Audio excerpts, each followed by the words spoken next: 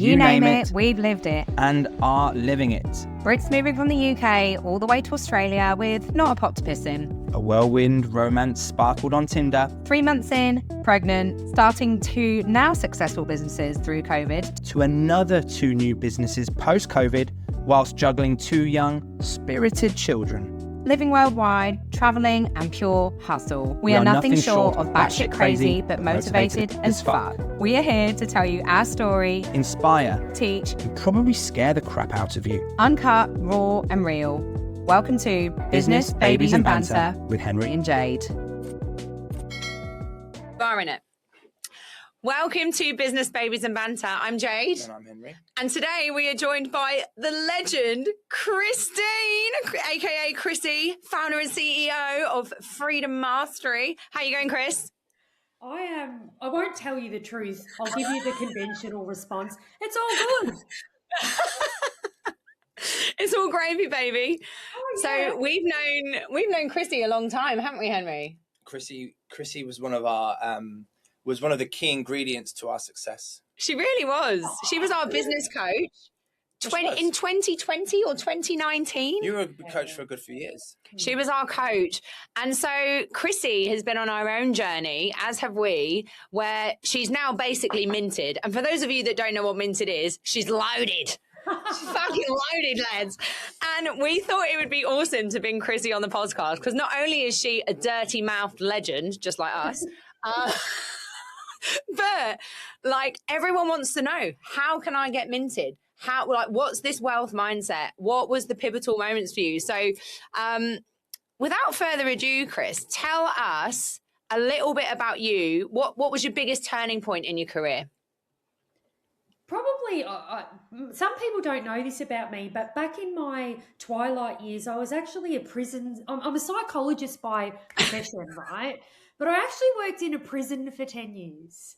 So my daily job was to go in and treat violent offenders, right? So I would have groups of men and I'd get them all together. And basically my job was to convince them that stabbing people probably wasn't the right way to go to be a valued community member. Anyway, got to the 10-year mark, as the prisoners would say. I'd served a brick in prison. And I sort of thought, I didn't know this at the time, but I'd always been entrepreneurial. Like I was always the psychologist running the most amount of violence programs in a prison in a year. I always had the highest retention rate. Like the guys weren't fucking getting out of my program, right? Like I was the psychologist that could fish anyone out the slot, get them back into the program. Like I was a wheeler and dealer in the prison system. And I thought, imagine if I could do this for myself. Like imagine if I could actually make my own money, run my own businesses, do what I want to do. And that's essentially what I did. I left the prison. I purchased a residential property. I converted it had a medical centre permit. And I put 3 services in there. I put allied health, I put a yoga studio, and I put a skin clinic in there. I just created a schizophrenic business model, knew nothing about business, and completely fucked it all in the first couple of years. So I had to sell houses. It was literally a baptism of fire in industries that I knew nothing about, never done business before, 3 businesses all at once, sink or swim, work it out. And in a nutshell, I kind of did. I did business during a time that was very difficult for most people. So my takeoff sort of runway was right before COVID. And then COVID hit and the businesses obviously got shut down because I was in Victoria. We all know how that fucking ended. I'm now not in Victoria as a result of those experiences. I completely hightailed it out there like you guys did. But, so did fucking me, mate. I remember this core memory of sneaking over to your house. For some highlight. I used to sneak over to your house during lockdown and you'd do me literally hair. For some highlights, a few darts and wines. Anyway, we were breaking the rules, because I know. we're not people that tend to follow the rules. But anyway, what happened in COVID was basically I pivoted the skin clinic online and we started consulting to all of Australia. We made more money in COVID than we did sort of in the lead up to COVID. And then I came out of that. It's kind of like, what's my pivotal moment? I've had about fucking 37. But I came out of that, built the business to 7-figure, and then I could see what was coming in terms of old Danny Andrews ruining the whole workforce. And I sold the clinic for 6 figures. And I got the fuck out of Victoria and I come to the Gold Coast, and then I went all in on coaching and marketing. So that's a little bio of my journey and how I come to now help other salon and clinic owners not make the fucking mistakes that I did, because it was an absolute whirlwind. Yeah, 100%. We had a bit of a podcast because obviously Jade's, as I said to you before, Chrissy, we've been booked in every fucking day doing podcasts at the moment. But we had a chat the other day about coaches who don't have a business or haven't really had a business but are just coaches. Coaches are coaches. It's such a thing.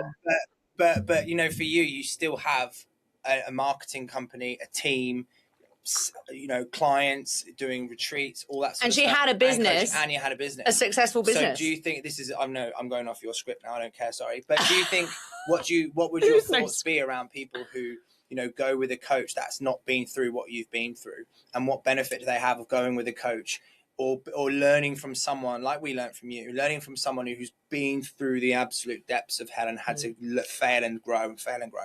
Yeah. Look, I might even just share my wisdom of how I pick coaches, because I invest big money, 6 figures every year in coaches. I'm just about to make another huge investment in a coach. And basically the way that I make that decision is I look at that coach and I go, does that coach have the life I want, in essence, right? Do they have the money? Do they have the lifestyle? What does their business look like? How is it operating? Like, I actually want to see people walking the talk. Like, if I look at a coach and they're driving a fucking Toyota Prado and they live in fucking Bankstown, like, like that's not my vibe, right? The coach that I've just signed with just did $100 million in her business online, fully organic, no ads, just her and a couple of team members. So I look at the attributes, the qualities, the lifestyle, the money of this human being, and I go, is that somebody that is walking the talk? Because if it's just somebody, flouting around online, sort of saying things like, this is the results of my clients, or this is the program, or this is, and you don't have any clue of what their life looks like or what success looks like in the background for them, to me, it's just all smoke and mirrors. Yeah, 100%. What I would like to, obviously you've made this transition. So coaching came secondary to having the businesses. Yeah. At any point, has there been a point in your history where you felt like you were stuck or it wasn't going to work? Every day. Well, like, what the fuck am I doing? Every fucking day. Every day. Just this week where I've thought, holy mother of Jesus. Like, I think if you're not having these moments frequently, then you're not normal. Like, you're not pushing the boundaries and you're not aspiring to higher levels of success if you're not having frequent moments of fuck me. Meltdown.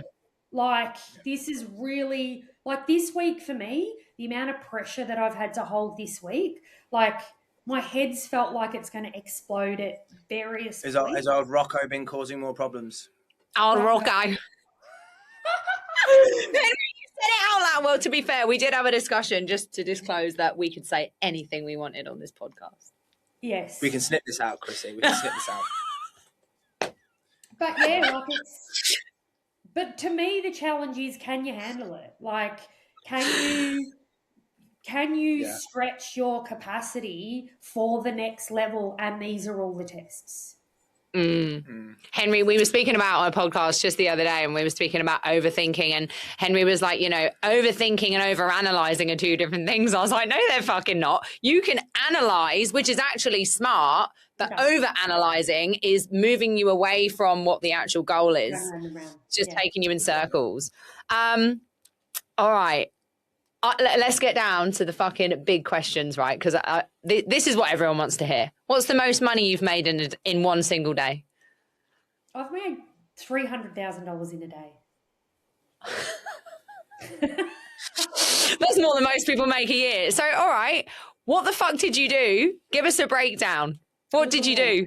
Yeah, so basically, and it's funny though, like I say I make $300,000 in a day, but it took me fucking 3 years to get there, right? So my last event for the year now, I pitch my next year's retreats and packages in advance, right? So I'm selling 2027 in 2026, and I'm doing that at an event, which is normally our October event. We have clients come along, we have guests come along, they come and do some skills with us, they come and do some planning, and then I pitch next year's product range.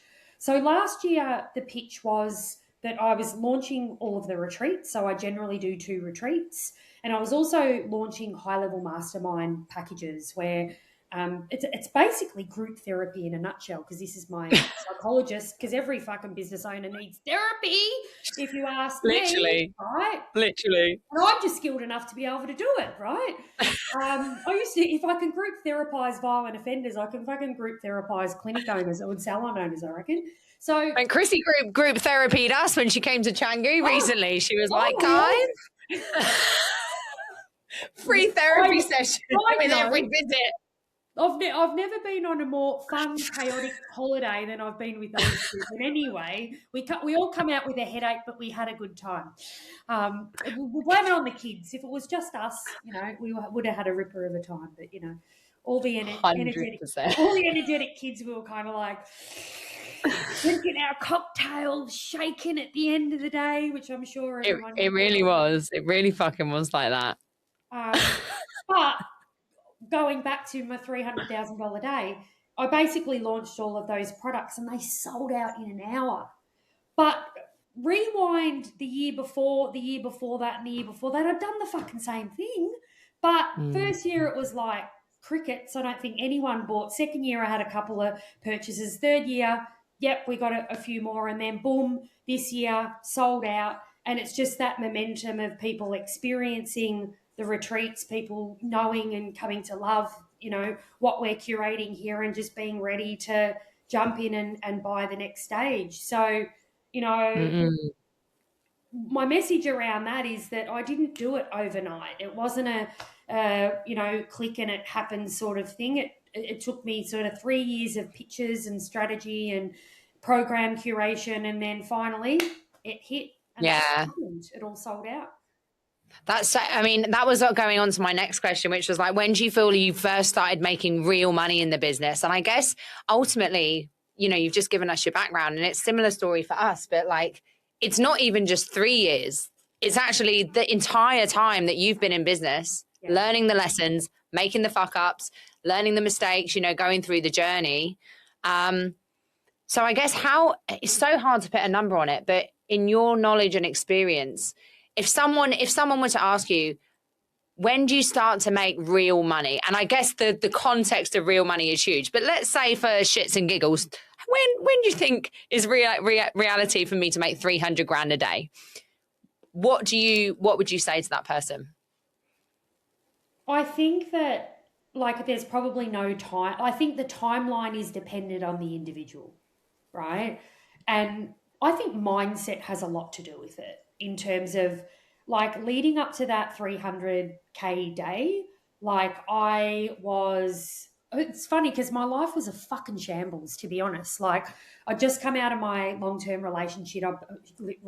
I'd split with my little girl's dad. I was living in an Airbnb. I was literally running the event from you should have seen my desk. It could have fucking fallen over.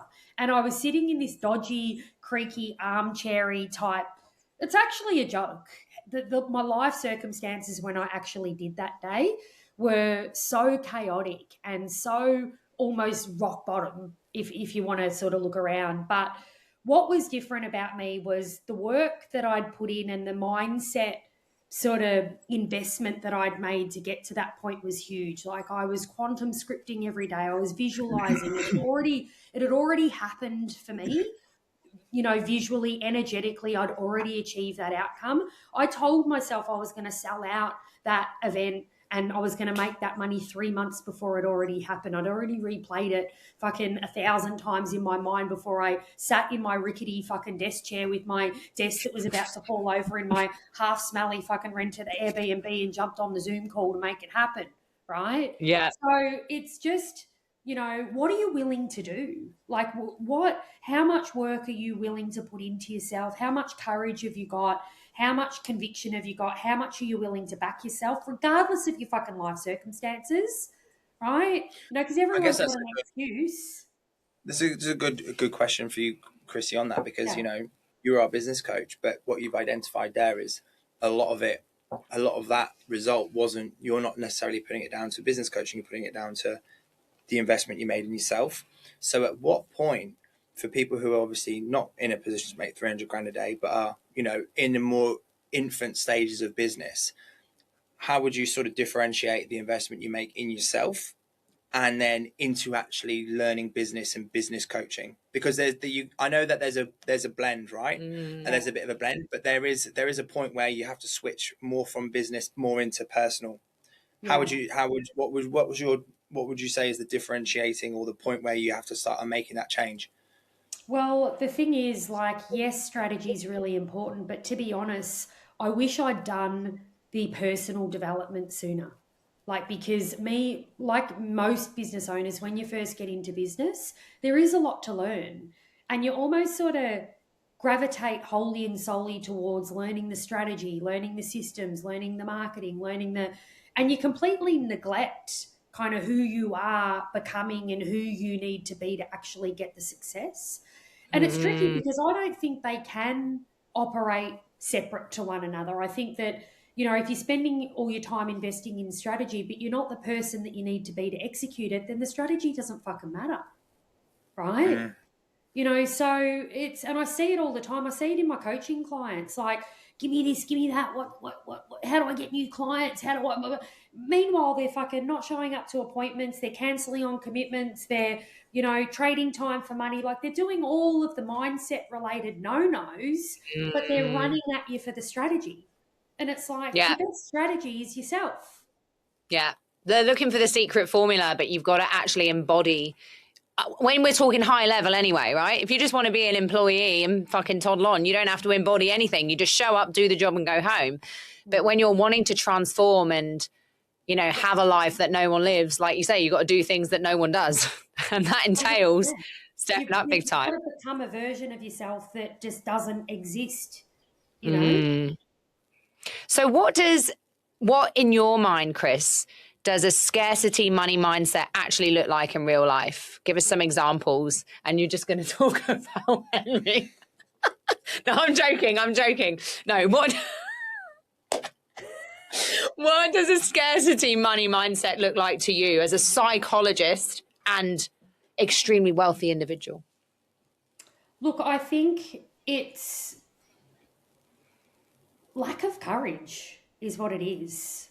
Like, it's being so lack of courage and also a need for evidence, right? So the courage component is that when you're faced at a crossroads moment and there is an investment that you need to make that's beyond any level of discomfort, like you're looking at it going, it's impossible, I'm not going to be able to do it. And it doesn't even have to be money. Time is another one that people get really scarce around. I used to be one of those people. I used to see, opportunities and go, but I don't have time to do that. But that would be the one opportunity that could probably change everything for me.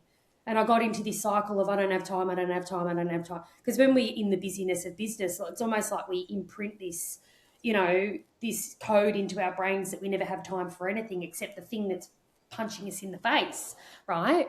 So it's, when you're faced with that moment where it's either choose here or continue on the same trajectory, the discomfort of actually doing something that you haven't done before, or being naked in responsibility, or letting go of the excuses, or putting your money where your mouth is, or showing up and making the investment, it requires absolute courage. And most people balk at that stage. Like when they're required to level up in terms of courageous commitment, it's so uncomfortable and it's so intense that a lot of the time they bounce off it. And they'll make excuses and justifications. And if you can find the evidence for something, you will. Like you could say, I can't afford it, or oh, the kids need this and that, and or I can't do that because I don't want this to happen. Or if you want to find a reason, you'll fucking find it and you'll legitimize it. Right? Yeah. So sometimes some of our decisions don't make sense.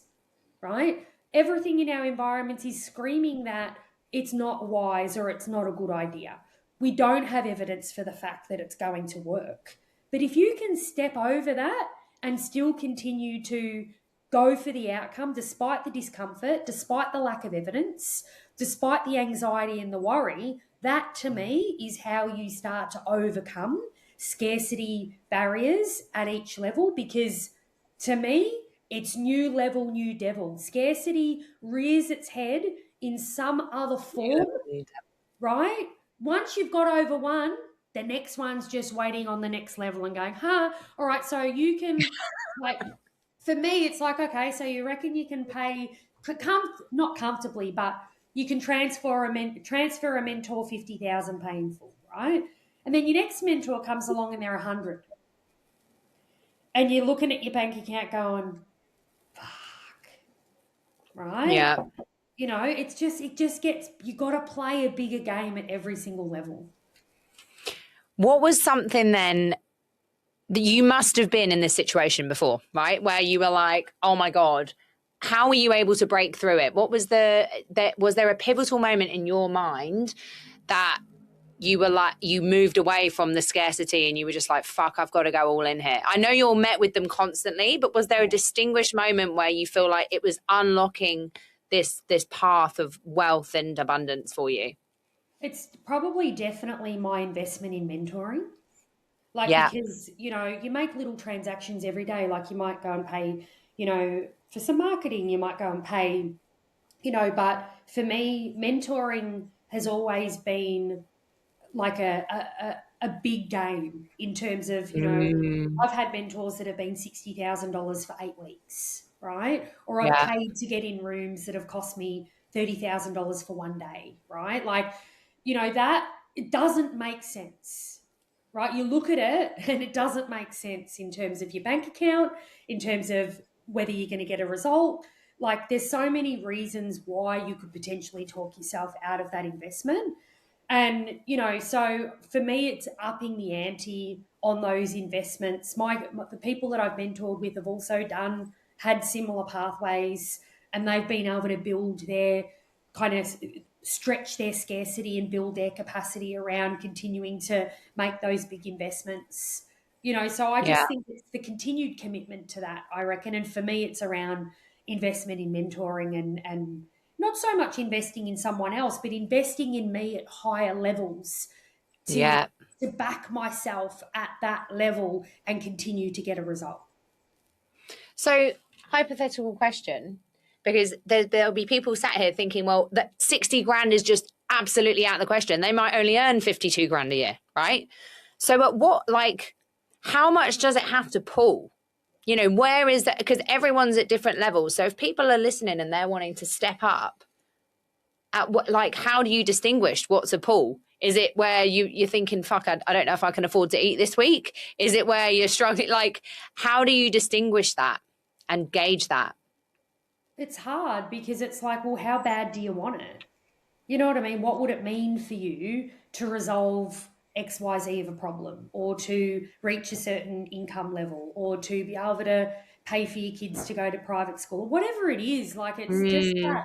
I don't think that how much money do I have in my bank account matters, because it's never been a consideration of mine. Mine's always been, what is the outcome that I'm trying to get, and how much am I willing to commit to be able to get that result? Yeah. whether I've got it or not. I remember when I've always invested in coaching, and I remember my first coach was $3,500 a month, right? And this was back in 2017, and I had no money. Like, I'd just literally spent I'd spent $500,000 on acquiring a property to fit it out. I'd spent $200,000 on the fit out, and again, did not even fucking realize that that's how much money it was going to take. And then I'm sitting there going, I don't even know how to run these businesses. Like, what am I meant to be doing here? And the coach that I found was in the skin industry. She knew how to run skin clinics, and I invested in. And the reality was, she wasn't experienced in startup, and that's what probably undid me. But I just found the money and I made the investment, and I didn't even get the result. Right, so my first experience of investing was actually, it could have traumatized me. It could have put me in a position where I went, oh, I'm not going to spend that money again. And a lot of people don't. They have that one or even two. I've had about 4 experiences since where I've made big investments and I haven't necessarily got the outcome that I've been looking for. But it doesn't scare me off the investment. And it's all, to me, it's all data. It's all information. I learn something every time. From that experience, it was like, I need to check whether the mentor's got experience in startup, because startup and established businesses are completely fucking different kettles of fish, right? 100%. So I knew the next time I went to interview somebody that they needed to have that level of experience. Didn't know that before. Yeah, 100%. 100%. I'll let you ask this, Henry, because I know this is something that you always speak about, like the changes that occur to you, like what success is to you changes dramatically when you become a parent. I think that your priorities, your purpose, everything that you thought mattered suddenly feels different and it sits differently. How do you think it changed for you, Henry, and how would you like to translate this to Chrissy? Because it's obviously different for us and her. She's going through different things. What do you... Well, we didn't have a business before we had a child. No, we had the business just as we got pregnant. Yeah. So we basically had to make it work. Yeah, it was kind of like the kick up the arse that was needed, because it was like, well, this is all or nothing now. It wasn't like you had the freedom to risk, to take a risk, and knowing that the only person that would suffer from that risk was you. But then when you've got a family, there's other people there that are relying on you, that if shit goes wrong or if things don't work, it's not just you that picks up the pieces. It's for everyone else as well. Was it you that told Chrissy? How did it happen when we told you that I was pregnant with you guys? I was in the car with you before I think Henry even knew. I was with you when you found out. I was at the Gold Coast at Billy Rickman. Yeah, it was. I was like, I met this really I'm pregnant. You're in the back of a car, like shell-shocked. Going, fuck, yeah. Tell me 2-second boyfriend that I'm pregnant. I'm just like, am I meant to be listening to this conversation? Look at me now. How did your priorities change, Henry? Because you are Flappy McFlapperson at the best of times. And I feel like with the kids, you are, how do you think your priorities change when you're looking at success? What, in terms of being a parent? Yeah, like how did your approach and your, what was success for you before as to what it is now? Well, I think it was very different for me because I wasn't really doing much before that. So I was very much living life week to week, having a good time. Banging loads of girls. Yeah, not really taking things too seriously. True story. So I think it definitely came at the right time, because obviously to focus on something, we had something to focus on. And then of course you've got a timer. You got 12 weeks, 12 months, 9 months. 9 months. Do you not know how long a fucking woman's pregnant for? We've done it 3 times. It's always the blur. Yes, we had 9 months basically to sort of be like, we were like, right, in 9 months, we're going to get this business to a point where, if you're not working, if you're not going to be able to work in a salon, we're going to have money coming in, blah, blah, blah. And it sort of gave you that measurable timeline. Yeah. But yeah, it definitely makes most good blokes, it will make them step up and take things seriously. And what for you, Chrissy? Because obviously you were on a different journey. Like you'd already established, like you'd already sold your clinic, and you got on this journey. And then how did your priorities change, and how did you factor in, you know, this new little life and human into your greater, bigger picture? It's a bit difficult for me to speak to this because I think, like, when you said priorities shift or things feel different or things change, it didn't really do that for me. Like, you know, to me, pre-motherhood, failure was never an option. Post-motherhood, failure is not an option. It doesn't matter what the expectations were for me. I was going to do it. I was going to make it. You know, I'm the breadwinner of my family.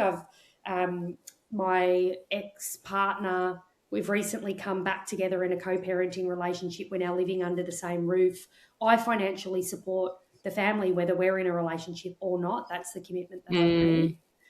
He supports the most of the parenting component to allow me to do what I need to do to make sure that I can still operate at a high level. And that's maybe the lucky part of this. I know that there's, you know, single mums out there or even mums that are in partnerships that don't have the support of their partner, that are grinding business and still trying to show up as well as still do, you know, the bulk or the lion's share of the parental responsibilities and things like that.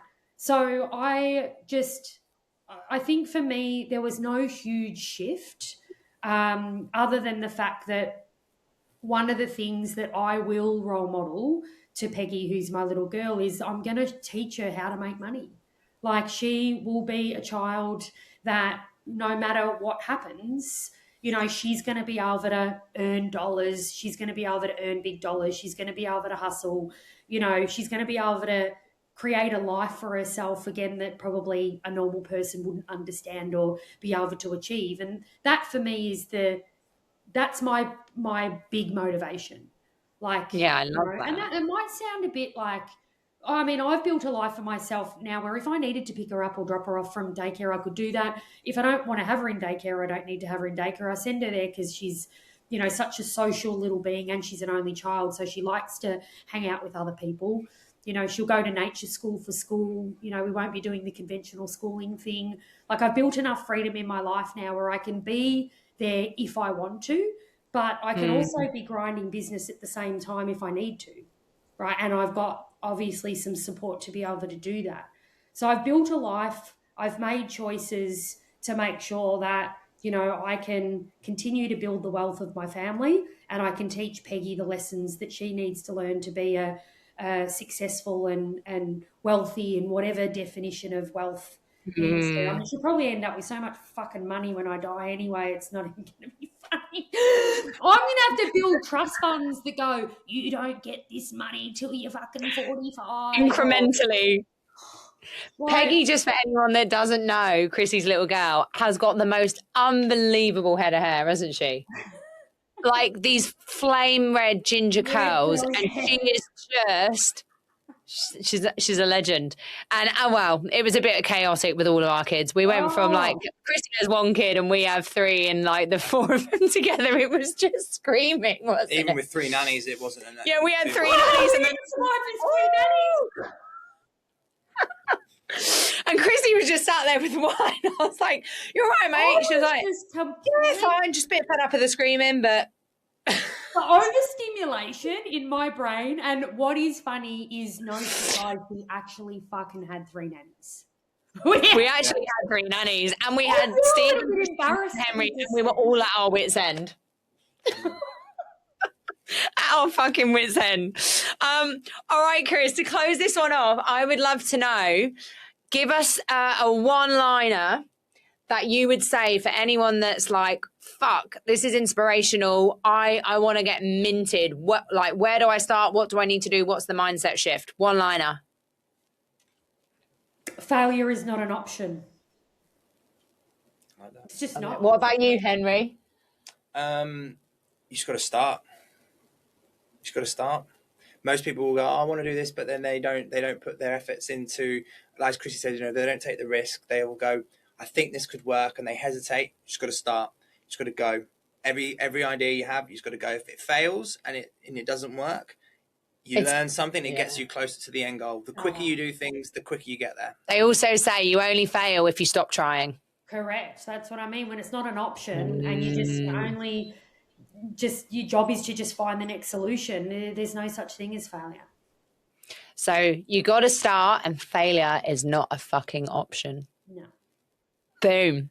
Thanks so much for joining us, Chris. It's always exceptionally fun to chat to you. No, honestly, I mean, we always get so much from talking to you, and you're a big aspiration for us. And, you know, you're obviously a few steps ahead, but we're going to catch you up, bitch. Don't you worry. I'll be waiting there. I'll bring the wine. I know. We'll chat about it more in the helicopter before the races. I've nearly got that booked. Yes. So we are. Well, if you want to see us three celebrities at the races, we'll be there going in on a chopper. A chopper to Derby Day. Literally, and a limo back home, stopping at Privé Hair Organics to pick up drinks. God help the pilot and God help the limo driver is all I've got to say.